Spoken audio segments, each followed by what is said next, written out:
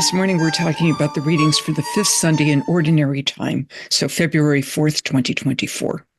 The reading from Job 7 begins, "Is not man's life on earth a drudgery? He is a slave who longs for the shade, a hireling who waits for his wages.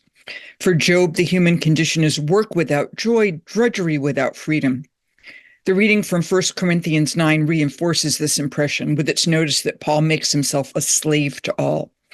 Thus, when we hear that when Jesus healed Simon Peter's mother-in-law of a fever, she rose from her bed and waited on Jesus and his disciples, we see her as one enslaved, engaging in service with no joy, obligation with no freedom. The message, especially to women, threatens to become one of serving men, even if that service requires rising from a sickbed. Both the translation of the gospel and the impression it gives are misleading. First, Simon Peter's mother-in-law does not simply wait on or serve Jesus. The Greek verb describing her action is diakoneo, meaning to minister. Mark uses the same word just a few verses earlier to describe how the angels ministered to Jesus in the wilderness. Indeed, in Mark 10:45, Jesus uses the same verb, diakoneo, to describe his own mission as to minister.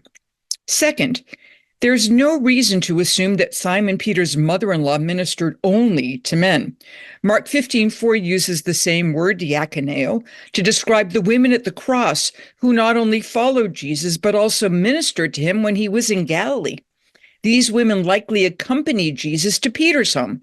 The mother-in-law may even have provided these other Galilean women a model. Third, contrary to a number of sermons, by healing Peter's mother-in-law, Jesus is not reaching out to the marginal or the least in society.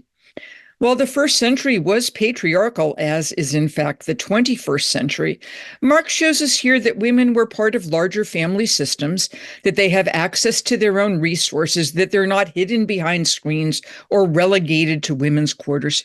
Peter's mother-in-law rather anticipates the women patrons of Luke chapter 8, verses 1 through 3, who also ministered, again diakoneo, to the male and female followers of Jesus.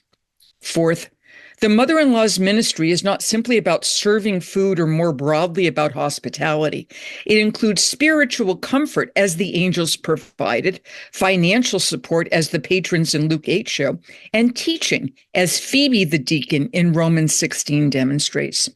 Fifth, and most extraordinary, the Greek verb egero, to rise up, which Mark uses to describe Jesus' action in raising Peter's mother-in-law, is the same word Mark uses to describe not only Jesus raising the paralyzed fellow, the daughter of Jairus, and the demon-possessed boy, but also in 14:28 and 16:6, Jesus himself, whom God raised, egero, the same verb, from the dead. Thus, Peter's mother-in-law foreshadows not only the ministry of Jesus and his followers, but Jesus' own resurrection.